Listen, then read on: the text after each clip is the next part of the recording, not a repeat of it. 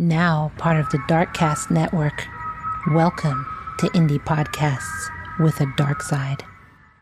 In this episode, we're discussing the case of Taylor Schabusiness, who was convicted of murdering and dismembering 25-year-old Shad Thyrion in Green Bay, Wisconsin on February 23rd, 2022. This gruesome crime involves strangulation and post-mortem mutilation. Warning, this story contains graphic details, so listener discretion is advised. Let's get into this case right now on Love and Murder.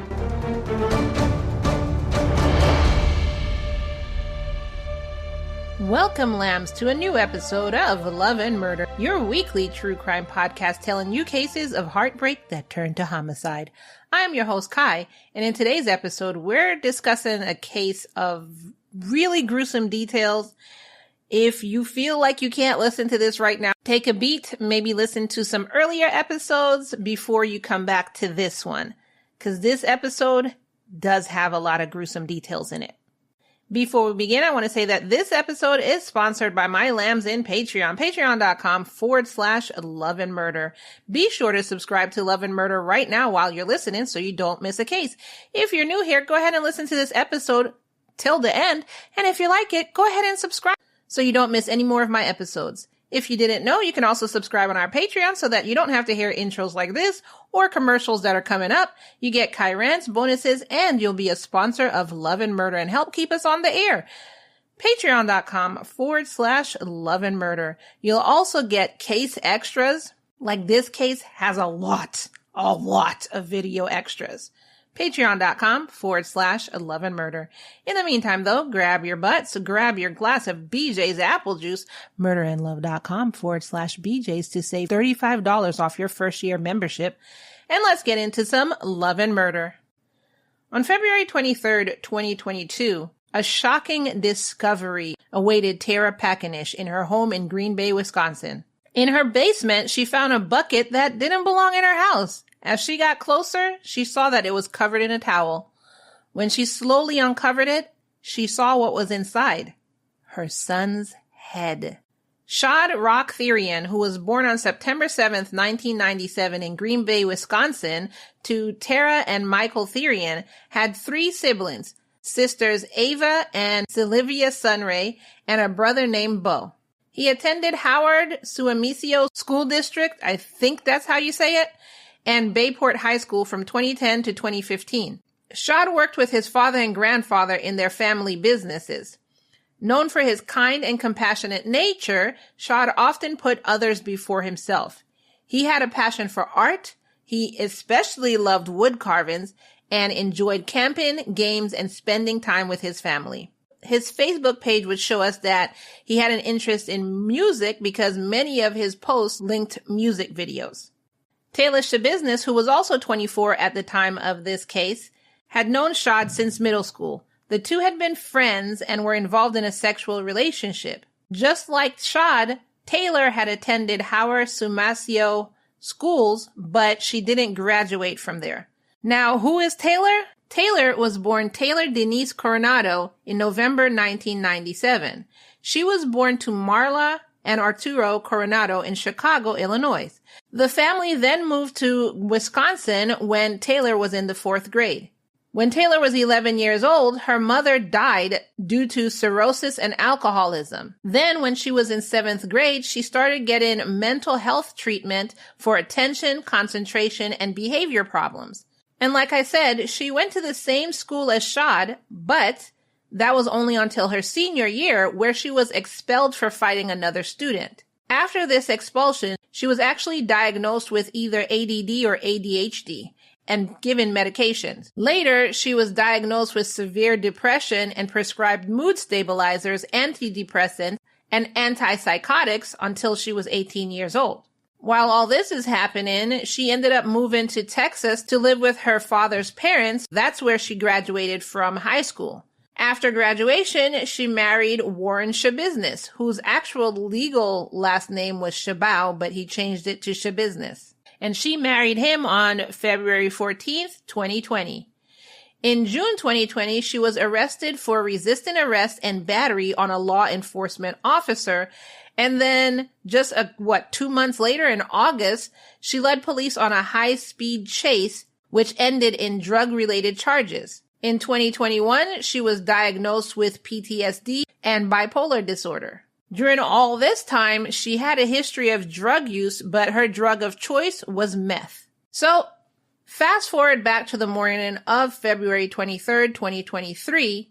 After Tara found Shad's head in a bucket, she ran upstairs to wake up her boyfriend, Steve Hendricks. The two of them called 911, and when law enforcement arrived, Officer Alex Wanish, who was among the first to arrive, said that when he entered the basement, he did see a green bucket to the immediate right at the bottom of the stairs. He carefully lifted the towel to verify what Tara had told him and saw the head of her son. After confirming this, he immediately called for backup and notified his supervisor. As more officers arrived, they conducted a protective sweep of the house to make sure that there were no other potential threats out there or no other individuals present to cause threat or just to see what was going on. After that was done, the crime scene investigation began, and this is around 6:30 a.m. So that's when Detective David Graff arrived. He met with Lieutenant Brad Schroff, Sergeant Brester, and forensic specialists to coordinate the evidence collection process. The team initially focused on the basement as that's where they found the head. In the basement, they found several kitchen knives, which were thought to be used in the homicide, and these knives were actually consistent with the knives that had been missing from Tara's kitchen knife block. Investigators also found dried bloodstains on mattresses and small chunks of human flesh on the floor. As the investigation progressed, they uncovered the rest of Shad's body parts found in plastic bags and cardboard boxes scattered throughout the basement. They also found Shad's torso in a storage tote. One of his feet were inside of it as well. Police also found his severed penis in the bucket along with his head. A pink backpack was discovered with dark liquid seeping through the bottom, and police just presumed that this was blood. When they opened it, they found human remains, some wrapped in plastic shopping bags. Throughout the evidence collection process, investigators worked meticulously to document and preserve all potential evidence.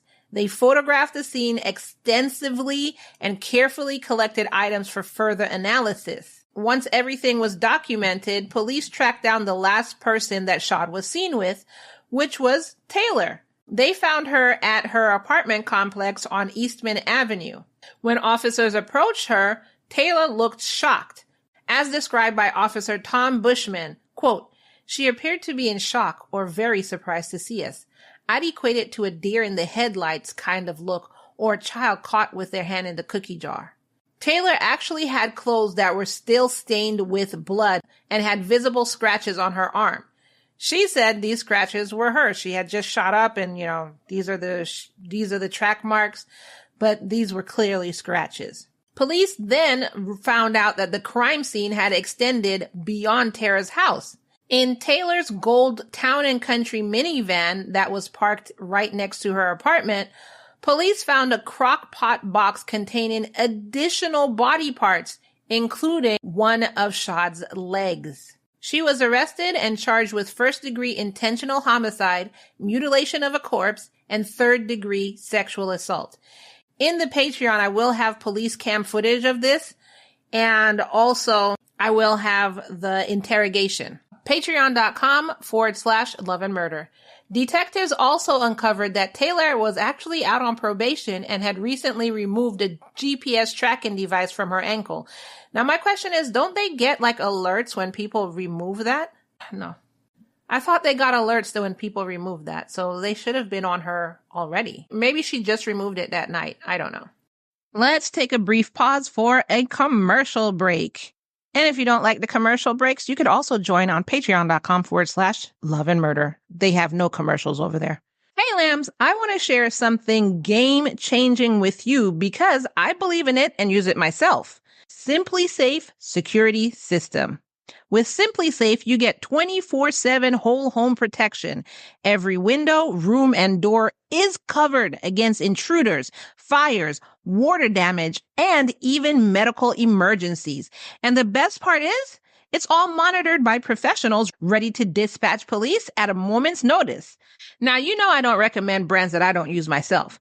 Simply Safe is the real deal. Use my link, murderandlove.com/SimplySafe50. That's simply with an I, safe 50, and you'll get 50% off a new system plus a free camera. Professional monitoring for under $1 a day with your first month free.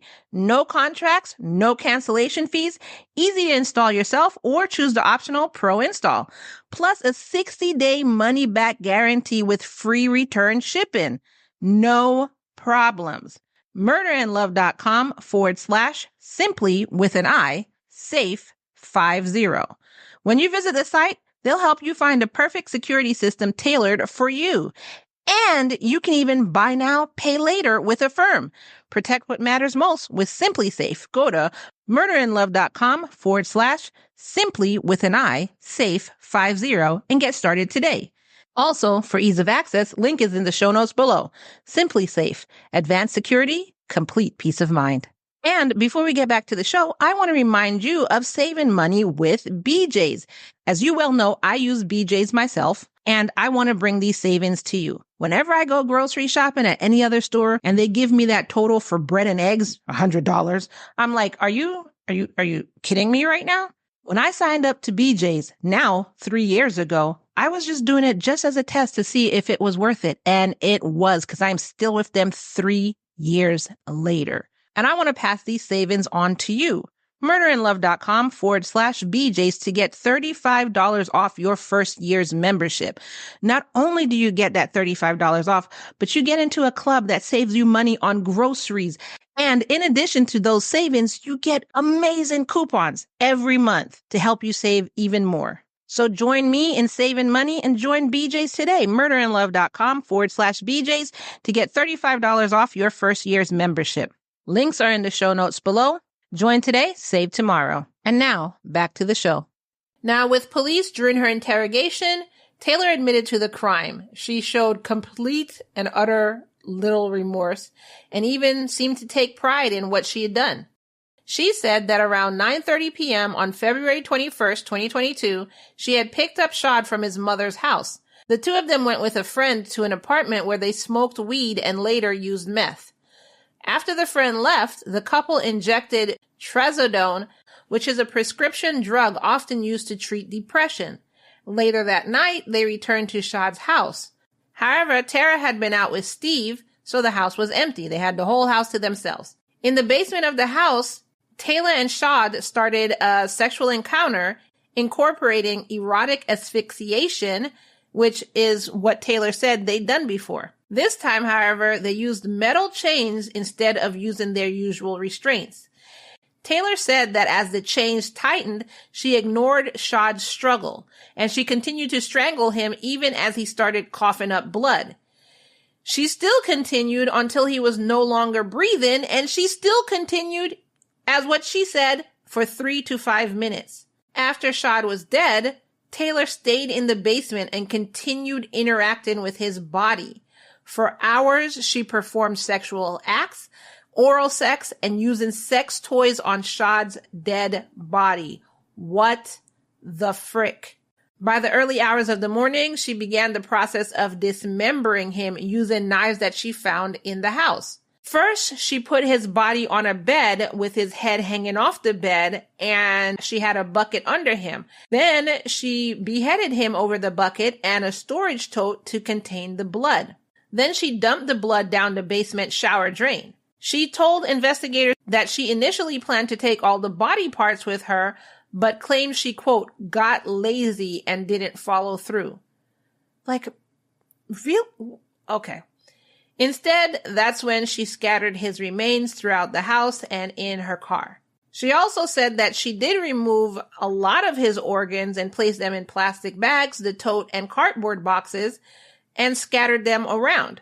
When questioned about the location of his organs, Taylor told police that they would, quote, have fun trying to find all the organs. Now, the motive behind this crime, nobody really knows.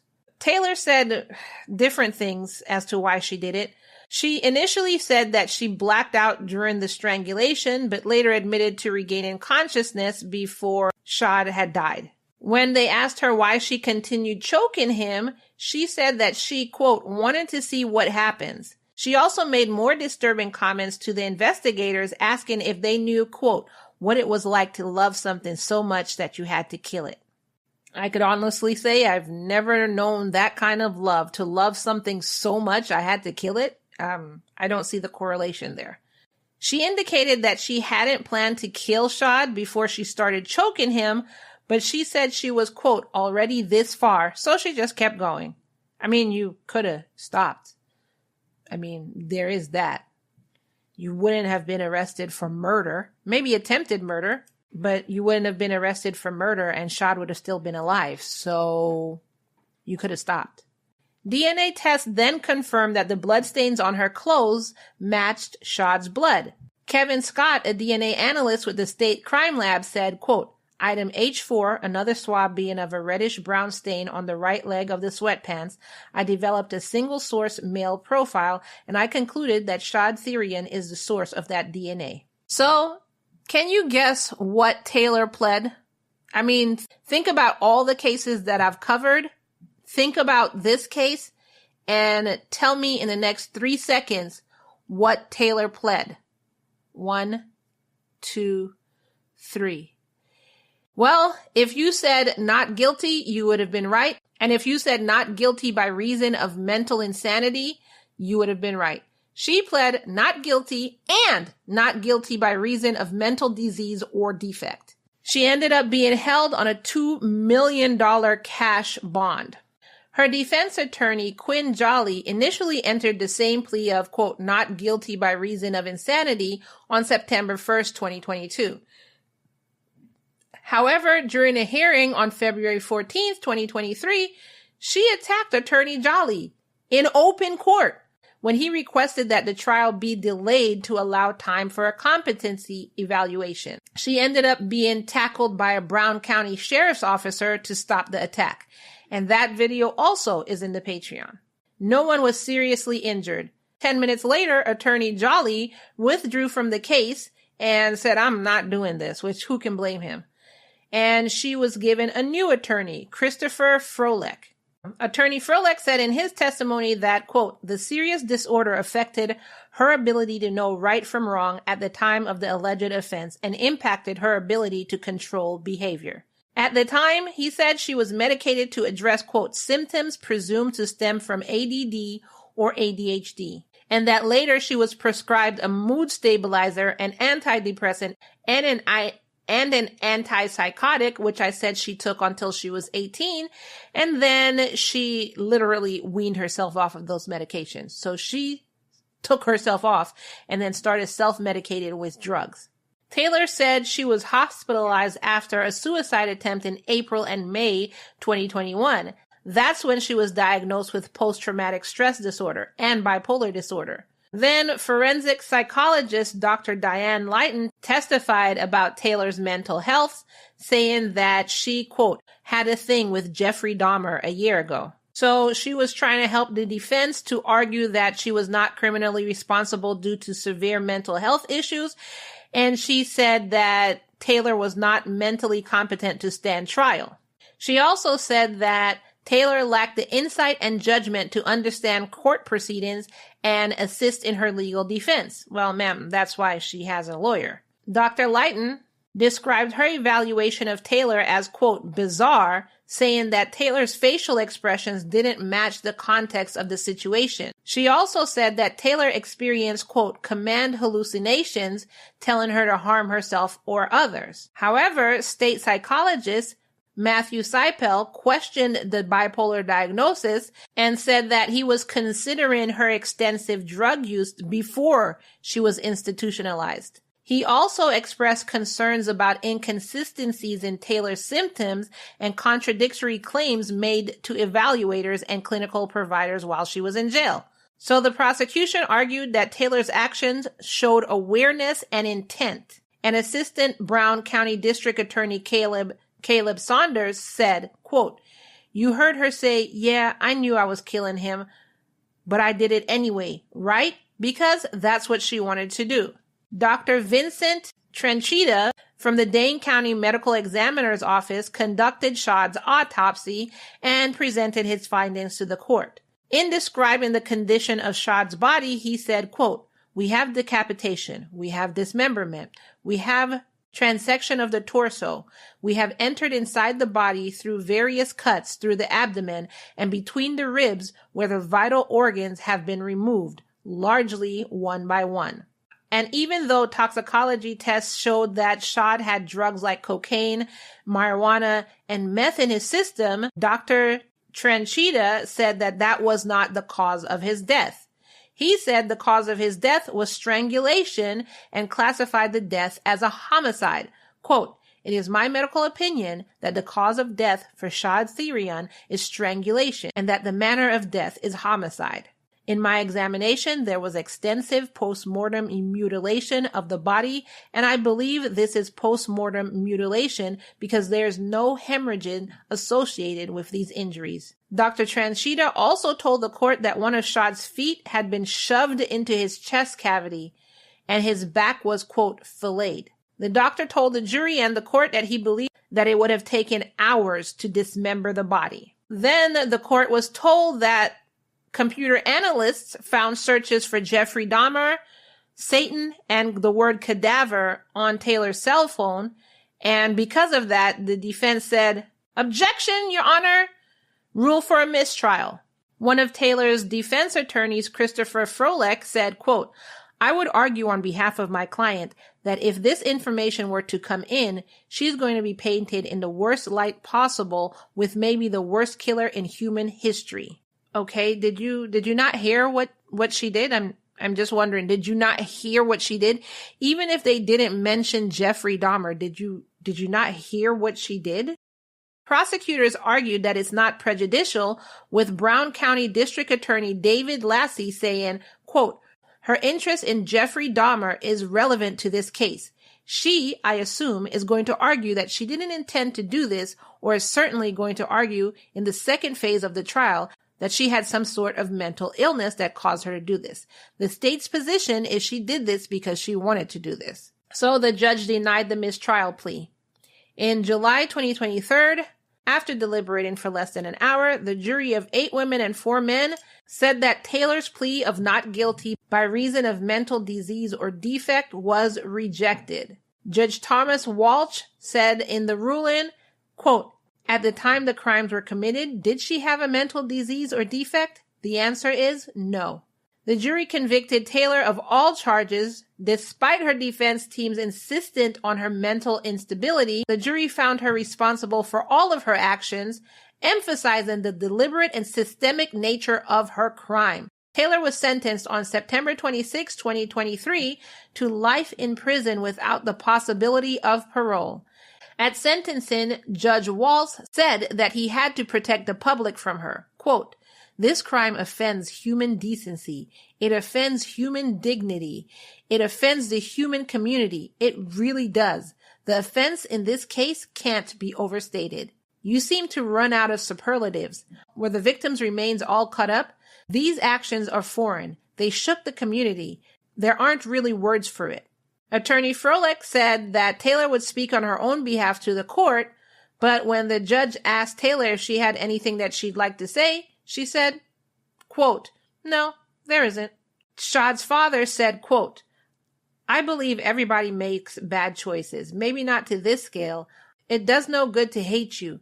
I know you've got a heart, got a mind." Taylor is currently serving her sentence at Taycheedah Correctional Institution in Fond du Lac, Wisconsin. Now, it's interesting to note that while all this is going on, Taylor had a toddler son who's currently living with his paternal grandparents in Texas. Also, before Taylor had murdered Shad, her father was sentenced to prison for 12 years on a second-degree sexual assault of a child charge. Even though her father is in prison, he did speak at her hearing, saying that, she wasn't a monster, she was very loving. The case was painting her as a monster, but that's not how he knows her. And he came there in his prison jumpsuit. And you can see Taylor mouth, "I love you," from her seat. And he said, "I love you too." Then also Taylor's husband, which she was still married to Warren, is serving time for federal drug charges related to meth distribution. Then, on top of all of that, her only sibling, her brother AJ, died in a motorcycle crash when he was just 22 years old. Attorney Froelich said, quote, "She's not a monster, and at the age of 25, there's still time for Taylor to be rehabilitated." And that is the case of Taylor Schabusiness and the murder of Shad Thyrion. What do you think about that case?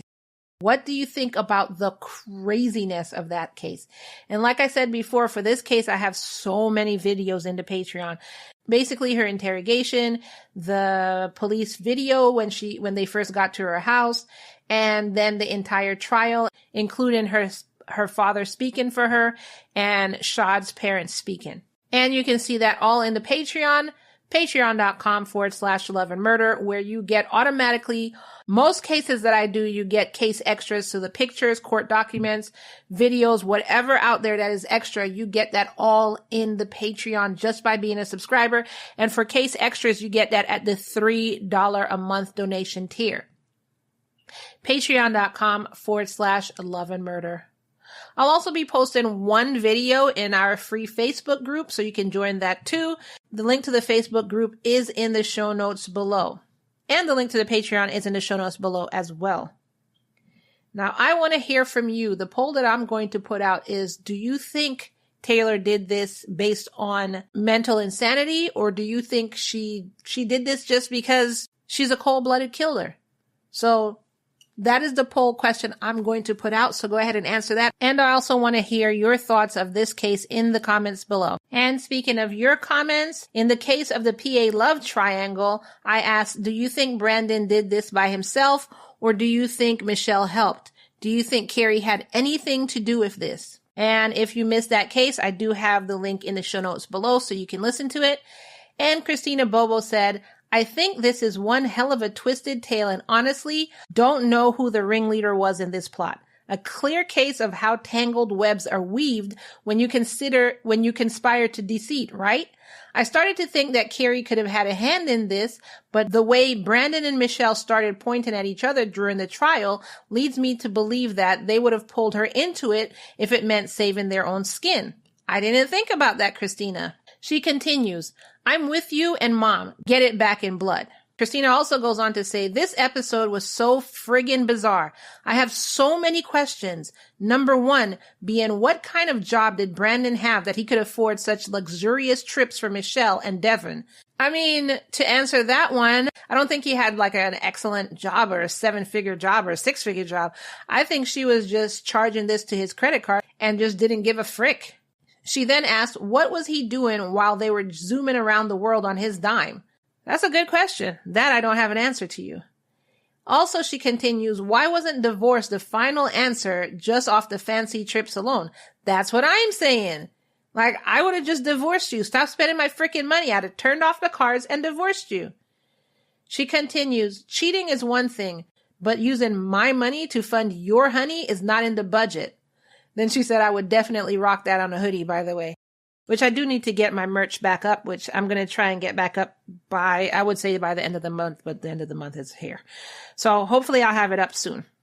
She continues, this is speculative, but I'm wondering if Devon was solely with Michelle and not Brandon too, because why would he agree to harming her when the real source of his anger should have been his wife? You know, the one who made vows till death did them part. I mean, I guess they kept up with that part. #perspective. Which, that's what I'm saying. I don't understand why he went after Devon and not the person who betrayed his trust in the first place. Your wife was not Devon. It should be your wife that you should have been going after and not the woman she was dealing with, you know? That has nothing to do with you. And when I say going after, I don't mean kill her. I mean just leave her. Cut off all ties. If she wants to be with this woman, then leave me alone. Christina continues, P.S. I want to say thank you very much for shouting me out, and thank you, lambs, for liking, following, and sharing my content. If you don't know Christina Bobo, who is one of our top contributors, you hear her name in almost every single episode. She's always commenting, and I'm really, really thankful for that. And As you know, if you've been following me for a while, at the end of the year, I always choose my top contributor and they get a present. So this year, we already know that the top contributor is Christina Bobo, so she is getting a present at the end of the year. If y'all want presents too at the end of the year, start commenting. I love to read your comments. I want to read it at the end of every episode. I want to hear what you have to say because I could be wrong in a case. I could be saying something wrong or not even catching different perspectives. Like Christina Bobo points out, there are different things that I may be not catching. I no longer have a co-host, so it's just me talking to a mic, pretending like y'all are sitting there. So I love hearing from you. Y'all are my co-hosts. I bet you didn't know that. Y'all are my co-hosts. So when I hear from you, I can bring what you said on air. You know, if you don't want me to say your name on air, you can say post anonymous, or you can just, from now on, if you don't want me to say your name on air, but you want to say what you need to say, you can just say anonymous or even anano. I don't know. Anonymous or anano. And I won't say your name. If you want your name said, then just post your comment and I'll definitely read your comment on air with your name. But even if you go anonymous, I can see your name. And if you are a top contributor at the end of the year, you will get a present. I usually choose the top 3, and depending upon your contribution is what you get. You might get a shout out. You might actually get a physical present. Last year, I think my top 2 contributors, one got a water bottle, which went hand in hand with what she did. She always worked out and listened to the podcast. So I figured I would give her a water bottle with number 1 lamb on there. And my other top contributor got a spa gift box that I'd put together for her. So these are the kind of things I sent out because I'm very, very thankful for y'all listening to the show. And especially if you're a Patreon subscriber, you get even more. So both of these people that I talked about previously are Patreon subs. So they got these kind of gifts. Not only were they Patreon subs, but they were also contributing with their comments consistently. So season 5 is starting soon. If you want to be a top contributor, comment. That's literally all I'm asking. Comment. But if you want to be a supporter of Lamb, then head on over to patreon.com/love and murder and become an exclusive Lamb. Now, the reason I even brought that up is to say that Christina is a top contributor. She's mostly commenting on almost all of the episodes that come out. And she had a business, a side hustle that she was starting. So obviously she supports me. I want to support her. I support my lambs. So if you haven't gone and liked Christina's Instagram, I'm going to go ahead and post that link in the show notes below. Go ahead and follow her. Support our lambs. We support each other. You support Love and Murder. Love and Murder supports you. And all the lambs support each other. And then Christina Bobo goes on to say, and for those who ask, I seriously have never met Kai a day in my life, but I love and adore her and her podcast, and I fangirl heavily. Oh, thank you so much, Christina. I'm fangirling over you too. And that is all I have for your comments and for your episode. Be sure to join us over at patreon.com/love and murder to become an exclusive lamb and to sponsor Love and Murder. If you're looking for a free and easy way to help out Love and Murder, you can do that by simply sharing this episode. So whatever platform you're on, just go ahead and hit the share icon. And we have a saying here at Love and Murder to share with everyone you know and everyone you don't. So when you hit the share icon, share in your text messages or your WhatsApp to your friends and family, and then go over to our Instagram or TikTok or even YouTube and take one of our clips and share it on your social media. Share it with everyone you know and everyone you don't. And as we end all our full episodes, I want to remind you that it's, say it with me now, all love and no murder, y'all. Bye. See you in the next episode.